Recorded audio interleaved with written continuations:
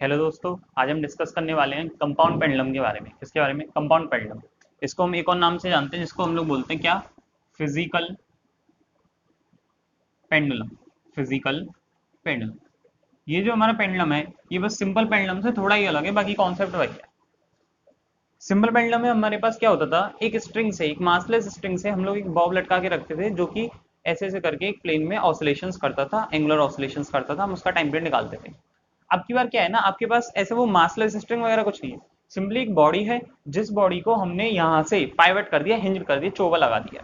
अब ये क्या, वर्टिकल प्लेन में फिलहाल। अब ये क्या कर सकती है, जब इसको इसकी इक्विलिब्रियम पोजीशन से हम लोग वर्टिकल प्लेन में ऐसे करके डिस्प्लेस करते हैं एंगल थीटा से, तो ये ऐसे ऐसे करके अपनी इक्विलिब्रियम पोजीशन के अबाउट स्विंग करती है। बस इतनी सी बात है। तो ये जो सिस्टम है, एनी रिजिड बॉडी, किसके लिए ट्रू है? रिजिड बॉडी के लिए। नहीं तो उसमें distance between two point change हो जाएगी अगर रिजिड बॉडी नहीं होगी तो any rigid body which can rotate in a vertical plane, एक वर्टिकल प्लेन में रोटेट कर रही है। अच्छा, खास बात ये है कि हॉरिजॉन्टल एक्सिस के अबाउट रोटेट कर रही है। ये जो पाइवट है यहाँ से हिंज्ड है, इसी के अबाउट ये ऐसे ऐसे करके रोटेट कर रही है। तो ये जो हिंज्ड है, तो ये वाली एक्सिस कैसी हो गई? हॉरिजॉन्टल। इसलिए हमने बोला हॉरिजॉन्टल एक्सिस के अबाउट रोटेट करें। अब सिंपल सा कॉन्सेप्ट हम लोग वही लगाएंगे। हम लोग क्या करते हैं, जब कोई बॉडी एंगुलर ऑसिलेशंस कर रही होती है, तो टॉर्क निकालते हैं, उस पर रीस्टोरिंग टॉर्क कितना लग रहा है, और फिर देखते हैं वो उसे माइनस के थीटा से कंपेयर करके, फिर उसके बाद में हम लोग उसका टाइम पीरियड लिख देते हैं। बस सिंपल ऐसे ही हम लोग इसमें करेंगे। क्या है कि ये जो पॉइंट है पाइवट, इसको मैं पी नाम दे देता हूँ, इस पॉइंट को पी नाम देता हूँ। इनिशियली इस बॉडी का सेंटर ऑफ मास, ये इक्विलिब्रियम पोजीशन में जब बॉडी थी तो इसका सेंटर ऑफ मास यहाँ लाई करता था। मैंने जब इस बॉडी को थीटा से डिस्प्लेस कराया, तो इसका सेंटर ऑफ मास भी ऐसे थीटा से डिस्प्लेस हो गया। ठीक है भाई, सारे, क्योंकि रिजिड बॉडी है ना, तो सारे के सारे पॉइंट्स ऐसे थीटा से डिस्प्लेस होंगे। ठीक है। अब हम लोग क्या करते हैं ना, सिंपल से देखते हैं इस पे रीस्टोरिंग टॉर्क किसकी वजह से लग रहा है। इस पॉइंट पर जो इसका सेंटर ऑफ मास है, इस पर ऐसे mg लग रहा होगा। इस mg का हम पहले की तरीके से सिंपली दो कंपोनेंट कर लेंगे, एक ऐसे और एक ऐसे। जो हमारा ये वाला कंपोनेंट होगा जो इसी लाइन में लाई कर रहा है, that will be mg cos theta, और जो परपेंडिकुलर वाला कंपोनेंट है that is mg sin theta. बात समझ में आ रही है? हम मान लेते हैं कि जो पाइवट से सेंटर ऑफ मास की दूरी है वो कुछ LC है, the distance of centre of mass from pivot, LC। अब सिंपली क्या लिखना है, टॉर्क रीस्टोरिंग टॉर्क क्या हो जाएगा, torque restoring is equal to, सिर्फ और सिर्फ ये mg sin थीटा है जो कि इस पे रीस्टोरिंग टॉर्क लगा रहा है। क्या हो जाएगा, रीस्टोरिंग टॉर्क है इसलिए minus mg sin theta into LC। Simple सी बात है। ठीक है, आगे इसको लिख लेते हैं हम लोग माइनस mg LC। जैसा कि हम नॉर्मली करते हैं, we are doing this all for the small oscillations about the pivot. ठीक है, जब स्मॉल ऑसिलेशंस हैं तो थीटा इज स्मॉल, जब थीटा इज स्मॉल तो sine theta is approximately equal to theta. हमेशा की तरीके से हमने लिख दिया, तो यहाँ पे क्या आ गया, थीटा। अब आती है टॉर्क। जिस एक्सिस के अबाउट मैंने टॉर्क लिखा है, उसी एक्सिस के अबाउट में टॉर्क को आई अल्फा से रिप्लेस कर सकता हूँ, where alpha is the angular acceleration about the same axis, और मोमेंट ऑफ इनर्शिया भी उसी एक्सिस से लेंगे जिस जिस जिस एक्सिस के अबाउट हमने टॉर्क कैलकुलेट किया है। इस पॉइंट के अबाउट जैसे टॉर्क किया है, तो इस पॉइंट से पास होती है इस हॉरिजॉन्टल एक्सिस के अबाउट, मैं यहाँ पे लिख सकता हूँ torque is equal to I alpha. कोई दिक्कत वाली बात नहीं। तो मैं यहाँ पे लिख रहा हूँ torque is equal to I P, where I P is the moment of inertia about axis passing through this pivot. Alpha की जगह क्या लिख दूंगा यहाँ पे, D two theta upon D T square. अच्छा ऐसा हो गया, कोई दिक्कत नहीं, मैं लिख देता हूँ कि D two theta by D T square is equal to minus M G L C over I into theta.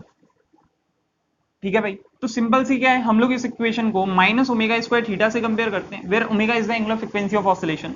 तो ओमेगा की वैल्यू हमारे पास क्या आ जाती है, under root of M G L C over I. तो यहां से टाइम पीरियड क्या आ जाएगा, T is equal to two pi by omega, तो क्या हो जाएगा two pi under root I upon M G L C. याद क्या रखना है कि जो ये हम मोमेंट ऑफ इनर्शिया ले रहे हैं, ये पाइवट वाली एक्सिस के अबाउट है। अब पाइवट वाली एक्सिस के अबाउट में मोमेंट ऑफ इनर्शिया कैसे निकाल सकता हूं, मैं मान लेता हूं कि इस बॉडी का रेडियस ऑफ गायरेशन के है। अगर रेडियस ऑफ गायरेशन के है, तो इस बॉडी का मोमेंट ऑफ इनर्शिया इससे सेंटर ऑफ मास से पास होती है एक्सिस के अबाउट एम के स्क्वायर होगा। ठीक है, तो moment of inertia of the body about an axis passing through the centre of मास। अभी सेंटर ऑफ मास वाले पॉइंट को कुछ नाम दे सकते हैं हम लोग, जैसे कुछ नाम देते हैं इसको सी। क्या नाम दे दिया, सी। तो moment of inertia about C is equal to M K square. तो moment of inertia about P क्या हो जाएगा, पैरेलल एक्सिस थ्योरम से निकाल लेंगे, IP is equal to IC plus M L C square.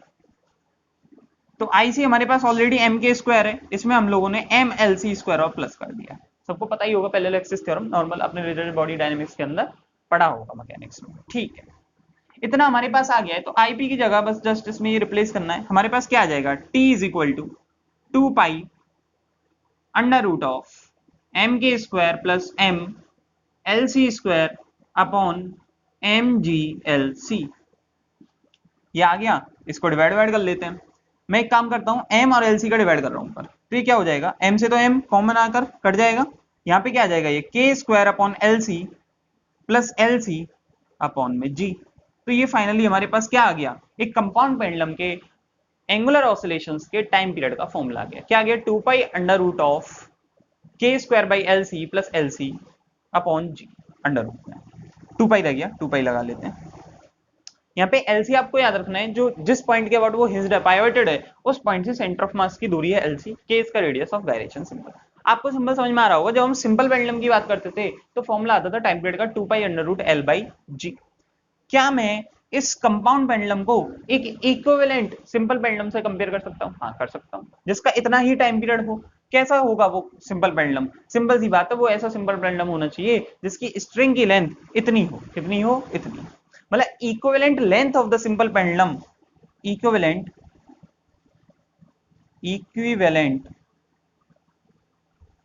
Length of simple pendulum कितनी हो जाएगी, L equivalent is equal to L C plus K square by L C. क्या मेरी बात समझ में आ रही है? ऐसा अगर इतनी लेंथ का एक सिंपल पेंडुलम हो तो उसका भी सेम टाइम पीरियड आएगा जो कि इस कंपाउंड पेंडुलम का आया है। बात समझ में आ रही है? कोई दिक्कत नहीं है, ठीक है। अच्छा, जो फिर इतनी दूरी पे पॉइंट होता है ना इस कंपाउंड पेंडुलम के अंदर, कितनी दूरी पर point, LC plus K square by L सी दूरी पर जो पॉइंट होता है, कहां से, पाइवट से, उस पॉइंट को हम बोलते हैं कंपाउंड पेंडुलम। जब ये ऑसिलेट कर रहा है तो ये इसका पॉइंट ऑफ ऑसिलेशन है। क्या है, पॉइंट ऑफ ऑसिलेशन। और जिस पॉइंट से वो पाइवटेड है उसे बोलते हैं ये पॉइंट ऑफ सस्पेंशन है। क्या है, पॉइंट ऑफ सस्पेंशन। तो सिंपल सा अगर मैं बनाना चाहूं तो ऐसे बना सकता हूं कि ये मेरे पास कंपाउंड पेंडुलम हो गया। इस कंपाउंड पेंडुलम के अंदर अगर ये पॉइंट है पाइवटेड P, तो इसको मैं बोल सकता हूं this is point of suspension.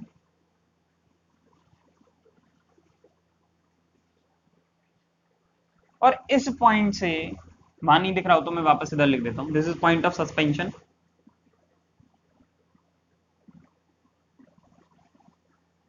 और इस पॉइंट से यहां पर कितनी दूरी पर,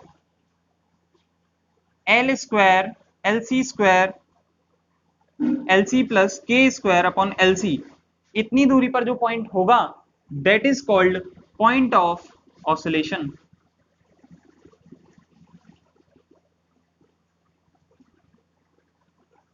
अच्छा, ये बात समझ में आती है कि इस पॉइंट ऑफ सस्पेंशन और पॉइंट ऑफ ऑसिलेशन के कहीं यहां पर इससे L दूरी पर इसका सेंटर ऑफ मास है। बात समझ में आ रही है? अच्छा, यहां से यहां तक की दूरी L plus K square by L C, ये एल सी डिनोट करा था, तो ये क्या हो जाएगा बचा कुचा, सेंटर ऑफ मास से पॉइंट ऑफ ऑसिलेशन की दूरी के स्क्वायर अपॉन एल सी। कोई दिक्कत वाली बात नहीं। अच्छा, अब ध्यान से सोचना, इस वाले फॉर्मूले के अंदर अगर कल को मैं ऐसा कर दूं कि जहां पर LC है, LC को अगर मैं के स्क्वायर बाई LC से रिप्लेस कर दूं, LC को अगर के स्क्वायर बाई LC से रिप्लेस कर दूं, तो के स्क्वायर बाई LC से रिप्लेस हो जाएगा। तो टाइम पीरियड तो यही रहेगा ना। कहने का मतलब क्या है कि जो मेरे पॉइंट ऑफ सस्पेंशन और सेंटर ऑफ मास की बीच की दूरी है दैट इज LC, अगर कल को ये दूरी ये ना होकर के स्क्वायर बाई LC होती तो सीधी सी बात है कि पॉइंट ऑफ ऑसिलेशन की सेंटर ऑफ मास से दूरी LC हो जाती, लेकिन टाइम पीरियड यही रहता।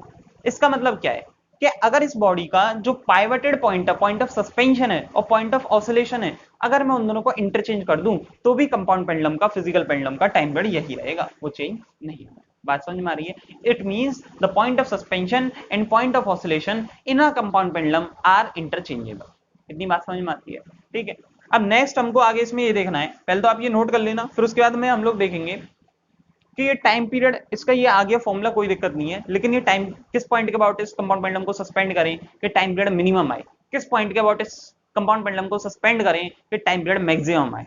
बात समझ में आ रही है? आगे हमको ये देखना है और फिर उसके बाद हम टाइम पीरियड और distance from centre of mass इन दोनों के बीच में एक ग्राफ ड्रॉ करेंगे और उसके बाद हमारे कंपाउंड पेंडुलम वाला टॉपिक हो जाएगा फिनिश। बहुत ही छोटा सा टॉपिक है क्योंकि कॉन्सेप्ट तो वही है ना, कुछ खास बात नहीं। बात समझ में आ गई? ठीक, अभी नोट करें। तो जैसा कि हम बोल रहे थे कि आगे हमको क्या डिस्कस करना है कि इस कंपाउंड पेंडुलम के ऑसिलेशंस का टाइम पीरियड कब मिनिमम होगा और कब मैक्सिमम होगा। तो इसके लिए हम लोग सिंपल क्या करेंगे, हम टी का पहले इसका एक्सप्रेशन लिख लेते हैं। टी का एक्सप्रेशन क्या था, 2 pi under root L square upon sorry L C plus K square upon L C by G. हम लोग क्या करना है, हमें बताइए ये एल के साथ वेरी कर रहा है, बॉडी है उसके सेंटर ऑफ मास के अबाउट एम के स्क्वायर, उसका मोमेंट ऑफ इनर्शिया, तो के तो कांस्टेंट है, फिक्स्ड है उस बॉडी का। तो जैसे जैसे सेंटर ऑफ मास से पॉइंट ऑफ सस्पेंशन की दूरी बढ़ रही है, तो वैसे वैसे ये टाइम पीरियड इंक्रीज या डिक्रीज होगा, वेरी करेगा। ठीक है, तो डिपेंड करता है कि हम पॉइंट को कहां से, उस बॉडी को किस पॉइंट से पाइवट कर रहे हैं, सेंटर ऑफ मास से कितनी दूरी पर पाइवट कर रहे हैं। तो मिनिमम या मैक्सिमम निकालते हैं। तो सिंपल क्या करेंगे, इसको हम लोग इस लेंथ के रेस्पेक्ट में डिफरेंशिएट करेंगे। उससे पहले जिससे कि डिफरेंशिएशन बस इजी हो, इसलिए हम उसको स्क्वायर कर लेते हैं दोनों साइड। तो क्या हो जाएगा, T square is equal to 4 pi square और क्या हो जाएगा ये जी, यहाँ पर L C plus K square upon L C. ठीक है, कोई दिक्कत नहीं है। मैं एक काम करता हूँ, अब क्या करना है, इसको D of D T square by D L ये 0 हो जाए और D square of T square by D L C square लिख लेते हैं इसको। ये कैसा हो जाए, अगर हमें ये टाइम पीरियड मिनिमम कराना है, क्या कराना है, मिनिमम। अगर ये पॉजिटिव आ जाए और ये 0 आ जाए तो हम बोल देंगे कि एट जो भी इससे एलसी आएगा सॉल्व करके, at LC is equal to dash dash the time period is minimum. तो बस थोड़ी सी मैथमेटिक्स हम लोगों को करनी है, सिंपल कर लेते हैं, बहुत ही सिंपल सा डिफरेंशिएशन कर लेते हैं इसका हम लोग। एलसी के रेस्पेक्ट में क्या हो जाएगा देखना, D square of T square by D L C, differentiate करेंगे 4 पाई स्क्वायर बाई जी तो एज इट इज रह जाएगा, कांस्टेंट है, और इसका डिफरेंशिएशन करेंगे तो ये 1, और इसका डिफरेंशिएशन करेंगे तो minus K square upon L C square and this is equal to 0 put कर देंगे। जब इसको इक्वल टू मैंने 0 पुट किया तो एल सी की वैल्यू क्या आ जाएगी, प्लस माइनस के। बात समझ में आ रही है? पर हमें बताइए जो हम डिस्टेंस ले रहे हैं सेंटर ऑफ मास से, एक पॉजिटिव क्वांटिटी और रेडियस ऑफ गायरेशन भी पॉजिटिव होता है, तो हम लोग इसको सिंपली लिखते हैं ना कि L C is equal to K. जब सेंटर ऑफ मास से पॉइंट ऑफ सस्पेंशन की दूरी के बराबर होगी, उसकी रेडियस ऑफ गायरेशन के बराबर होगी, तो उस समय जो टाइम पीरियड होगा that will be either minimum और मैक्सिमम। अब मिनिमम मैक्सिमम किससे डिसाइड होगा, इससे। अगर ये आ गया पॉजिटिव तो मिनिमम, नहीं तो मैक्सिमम, अगर नेगेटिव आता है तो मैक्सिमम। एक बार हम लोग कर लेते हैं, उसका दोबारा से डिफरेंशिएशन करते हैं एलसी के रेस्पेक्ट में।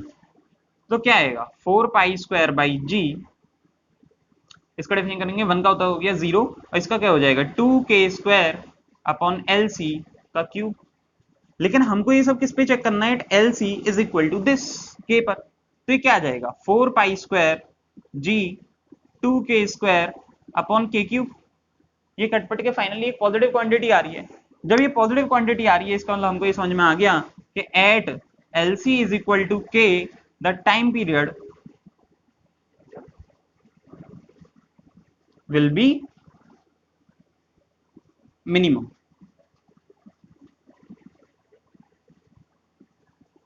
बात समझ में आ रही है? अब फिर बात आई कि यार मैक्सिमम कब होगा। अरे इस एक्सप्रेशन से साफ साफ समझ में आ रहा है कि अगर मैं एलसी की वैल्यू 0 रख दूं, एलसी की वैल्यू 0 रख दूं, इधर लिख लेते हैं, if LC is equal to 0 यानी कि distance of point of suspension from the centre of mass is 0। इसका मतलब क्या है कि बॉडी को हमने सेंटर ऑफ मास के अबाउट ही पाइवट कर दिया और फिर वो ऑसिलेट करे। तो हुआ क्या ना, अगर एलसी की वैल्यू 0 हो जाए तो फॉर्मूले से हमारा साफ साफ आ रहा है time period will tend to infinity. इसका मतलब कि body once displaced from its mean position will never return back to its mean position. इसका मतलब यही तो हुआ टाइम पीरियड इनफिनिट का। तो ये बात समझ में आ गई। तो यही तो मैक्सिमम टाइम पीरियड हो गया।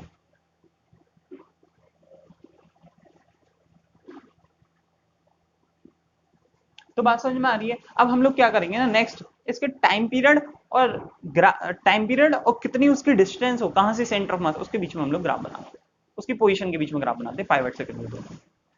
सिंपल सा ग्राफ बनेगा। हमें पता है कि मिनिमा कहाँ पे आ रहा है उसका, हमें ये भी पता है कि मैक्सिमम कहाँ पे आ रहा है। L is equal two plus minus के लिख देते हैं मैथमेटिक्स के हिसाब से जब ग्राफ ड्रॉ करेंगे। तो हम लोग इसका ग्राफ डिस्कस करते हैं, इतने आप ही पहले नोट कर लें। तो अब हम क्या करते हैं, ग्राफ ड्रॉ करते हैं। देखना ध्यान से, इस एक्सिस पे मैं रखता हूँ टाइम पीरियड, इस एक्सिस पे रखता हूँ पोजीशन, कुछ एक्स नाम दे देते हैं। कहीं सेंटर ऑफ मास यहाँ पर लाई कर रहा होगा, इसको हमने पॉइंट COM से रिप्रेजेंट कर दिया, लोकेशन ऑफ सेंटर ऑफ मास। पक्की बात है कि इस पॉइंट के अबाउट अगर हमने बॉडी को सस्पेंड किया तो उसका टाइम पीरियड इन्फिनिटी को टेंड करेगा, करेगा या नहीं करेगा। अच्छा, हमें पता है टाइम पीरियड मिनिमम कब कब होता है, जब सेंटर ऑफ मास से वो या तो इधर साइड में के दूरी पर हो या फिर इधर साइड में के दूरी पर हो। के दूरी पर होना चाहिए सेंटर में, क्या चीज के दूरी पर होनी चाहिए, जिस पॉइंट से हम लोग उसको सस्पेंड कर रहे हैं पूरे कंपाउंड पेंडुलम को। ठीक है, अब क्या करेंगे, सिंपली हमें पता चल रहा है कि इस इन दोनों पॉइंट्स पे तो टाइम पीरियड मिनिमम होगा, इस पर इन्फिनिटी को टेंड करेगा और बच्चे कुछ पर कुछ इंटरमीडिएट वैल्यूज लेगा। तो मिनिमम टाइम पीरियड की भी ऐसा, अच्छा मिनिमम टाइम पीरियड भी निकाल लेते हैं, ऐसा थोड़ी ना मिनिमम टाइम पीरियड 0 0 कुछ होगा। टी मिनिमम कैसे निकालेंगे हम लोग, सिंपल सी बात है, हम लोगों ने पढ़ा था 2 pi under root LC plus K square by LC upon में जी। हमें पता है जब LC की वैल्यू प्लस माइनस के हो जाती है तब टाइम पीरियड मिनिमम होता है। इसमें पुट कर देंगे तो क्या हो जाएगा, के की वैल्यू LC पुट कर दो, LC प्लस यहाँ पे ये कट पिट के फिर से LC अपॉन में जी, तो कितना आएगा 2 pi under root 2LC by G. बात समझ में आ रही है। तो यहाँ पे इस टाइम पीरियड को कुछ नाम देते हैं टी मिनिमम। ये मिनिमम टाइम पीरियड एक तो यहाँ पर आएगा और एक यहाँ पर आएगा, इन दो पॉइंट्स पर टाइम पीरियड मिनिमम होगा, मैक्सिमम वैल्यू ये होगी। तो और कितना टाइम पीरियड हो सकता है, देख तो सिंपली इसका ग्राफ कैसे ड्रॉ होना चाहिए, ये कुछ ऐसे है, इतना तो पक्का है, ऐसे ये कुछ ऐसे है। क्यों, क्योंकि जैसे जैसे सेंटर ऑफ मास के पास होगी हमारी पाइवट वाली एक्सिस, तो यहाँ पर इसका सेंटर ऑफ मास क्या होगा, सेंटर ऑफ मास से अगर हमने उसको पाइवट कर दिया तो उसका टाइम पीरियड इन्फिनिटी को टेंड कर रहा है, इधर से भी इधर से भी। जब इधर आया तो जीरो, यहाँ पे ये मिनिमा है, क्या है मिनिमा, जब मिनिमा है तो ये कुछ ऐसा होना चाहिए। कुछ बात समझ में आ रही है, सिंपल सी बात है, ग्राफ ऐसा बनेगा ही। जब ऐसा ग्राफ बनेगा तो हमें समझ में आ रहा है कि बचे कुछ जितने भी टाइम पीरियड्स हैं, बचे कुछ जितने भी पॉइंट्स हैं, जैसे मान लो ये टाइम पीरियड, ये टाइम पीरियड, ये टाइम पीरियड, इन सारे टाइम पीरियड मैं जैसे आपसे इस पार्टिकुलर टाइम पीरियड का नाम दे देता हूँ T1। तो T1 टाइम पीरियड कितनी लोकेशंस पर है, एक ये लोकेशन पर, फिर एक ये लोकेशन पर, फिर ये लोकेशन पर, और फिर ये लोकेशन, मतलब कि और सारे टाइम पीरियड्स के करस्पॉन्डिंग एग्जैक्टली 4 ऐसी लोकेशन होंगी, 4 ऐसे एक्सिस होंगी, कहां से, सेंटर ऑफ मास से दूर, अलग अलग लोकेशंस जिन पर की टाइम पीरियड उतना होगा। लेकिन अगर मिनिमम टाइम पीरियड चाहिए तो ऐसी 2 ही लोकेशन है और इन्फिनिट टाइम पीरियड की एक ही लोकेशन है। ये बात समझ में आ गई आपको, ये ग्राफ भी हमारा अच्छे से एक्सप्लेन हो गया। तो हमारा कंपाउंड पेंडुलम वाला टॉपिक होता है यहीं पे खत्म। इसके बाद हम एक छोटा सा टॉपिक और डिस्कस करेंगे जिसको हम लोग क्या बोलते हैं, टॉर्सनल पेंडुलम। ठीक है, टॉर्सनल पेंडुलम, जैसे आपको टॉर्सनल से कुछ समझ में आता है, हम लोग क्या करेंगे, टॉर्सन वायर लेंगे और उससे किसी एक बॉडी को ऐसे करके सस्पेंड कर दें। अभी हम आगे उसी को देखते हैं, तो आप पहले ये नोट कर लो। तो आगे हम टॉपिक डिस्कस करते हैं हमारा टॉर्सनल पेंडुलम। इस टॉर्सनल पेंडुलम के अंदर क्या है, इस रिजिड सपोर्ट से हमने एक वायर लटका दिया है, इस वायर को हम लोग बोलते हैं टॉर्सनल वायर। क्या बोलते हैं, टॉर्सनल वायर। और ये हमारे पास मान लो ऐसे कुछ डिस्क है, कोई मास m वगैरह इसका। ठीक है, अब क्या करते हैं ना, हम इस डिस्क को इसके अबाउट ऐसे करके इसकी मीन पोजीशन से थोड़ा सा ऐसे डिस्टर्ब करते हैं। जब इसको हम लोग ऐसा डिस्टर्ब करते हैं तो इस टॉर्सनल वायर के अंदर एक ट्विस्ट प्रोड्यूस होता है। क्या प्रोड्यूस होता है, ट्विस्ट। उस ट्विस्ट की वजह से जिस डायरेक्शन, मान लो ऐसे करके ट्विस्ट हुआ, तो उस ट्विस्ट से बिल्कुल अपोजिट डायरेक्शन में एक टॉर्क एक्सर्ट करता है। क्या एक्सर्ट करता है, टॉर्क। वही इसके लिए रिस्टोरिंग टॉर्क होगा, क्योंकि इसको वापस से अपनी वाली पोजीशन में लाने की कोशिश कर रहे हैं। तो हम लोग क्या बोलते हैं, थीटा, मान लो थीटा एंगल से हमने उसको ट्विस्ट किया, थीटा इज द ट्विस्ट। तो ये जो रीस्टोरिंग टॉर्क लगाता है, that restoring torque is directly proportional to theta and is in opposite direction. तो इसलिए हम फाइनली इसको टॉर्क रिस्टोरिंग को क्या लिख देते हैं, माइनस के थीटा। अब ये किस बात पर डिपेंड करेगा कि अब ये जो अलग अलग वायर होंगे सबकी अपनी अपनी प्रॉपर्टी होगी, कोई कम टॉर्क लगा रहा है उतनी ट्विस्ट पे, कोई ज्यादा लगा रहा है। तो दिस के is called torsional constant of wire, torsional constant of wire. अब जैसे इसका टाइम पीरियड निकालना है आपको, तो सिंपली क्या करोगे, वही टॉर्क की जगह आई अल्फा रखोगे। आई अल्फा, इसको ऐसे भी लिख सकते हो D two theta by D T square is equal to minus K theta. फिर क्या हो जाएगा ये, D two theta by D T square is equal to minus K by I into theta. अब इसके बाद तो आपको आगे पता ही है क्या करना है, इसको omega square theta minus omega square theta से रिप्लेस करा देंगे, तो ओमेगा क्या हो गया, under root K by I, time period क्या हो गया, T is equal to 2 pi under root I by K. तो एग्जैक्टली पहले वाले जैसा है, हमने जब स्टार्टिंग करी थी एंगुलर ऑसिलेशंस की तो उसी टाइम बता दिया था, यही चीज तो हमने उस टाइम पे करी थी। अब यहाँ पे क्या है, वहाँ पे के वो कोई भी कांस्टेंट आ सकता है, वो हम स्टूडेंट टॉर्क कैलकुलेट करते हैं, उसके बाद जो इस एक्सप्रेशन में जो कांस्टेंट क्वांटिटी है उसको बोल देते थे यहाँ पे कि भाई ये के है। अब यहाँ पे ये पक्का पहले से ही पता है, इस वायर की प्रॉपर्टी, आप टॉर्क लगाओ वो थीटा के साथ चेंज होगा, लेकिन ये के चेंज नहीं, वही रहेगा टॉर्सनल कांस्टेंट, पहले भी ऐसे होता था, बस यहाँ पे अलग से आ गया कि टॉर्सनल कांस्टेंट है वायर की। तो ये बात आपको समझ में आई, तो उम्मीद है आपको कंपाउंड पेंडुलम और ये टॉर्सनल पेंडुलम समझ में आया होगा, बड़ी सिंपल सिंपल से टॉपिक थे। इससे आगे का जो भी है वो हम लोग नेक्स्ट वीडियो में देखते हैं, आज की वीडियो के लिए बस इतना, थैंक यू।